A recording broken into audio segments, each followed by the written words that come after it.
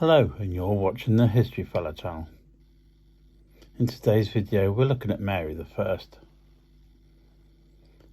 Mary I was the first Queen Regent, that is, a queen reigning in her own right, rather than a queen through marriage to a king.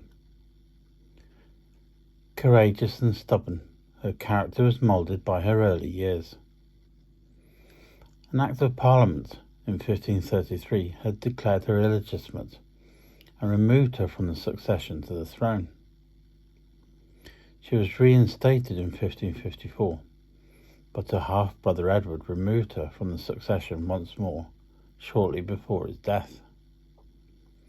While she was pressurised to give up the Mass and acknowledge the English Protestant Church, Mary restored papal supremacy in England, abandoned the title of Supreme Head of the Church, reintroduced Roman Catholic bishops, and began the slow reintroduction of monastic orders.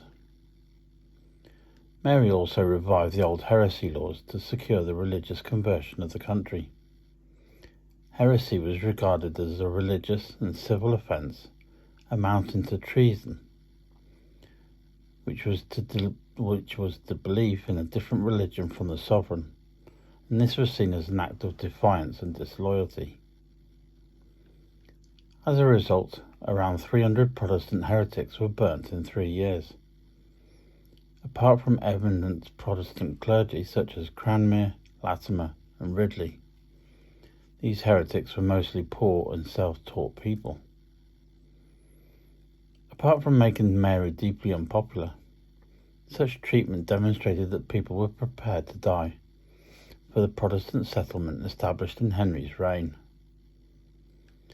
The progress of Mary's conversion of the country was also limited to the vested interests of the aristocracy and gentry who had bought the monastic lands sold off after the dissolution of the monasteries, and who refused to return these possessions voluntarily as Mary invited them to do so.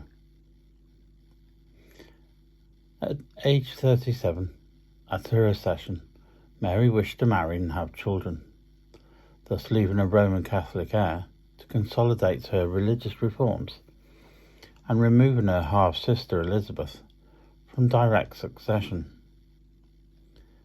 Mary's decision to marry Philip, King of Spain, from 1556. In 1554, this was very unpopular.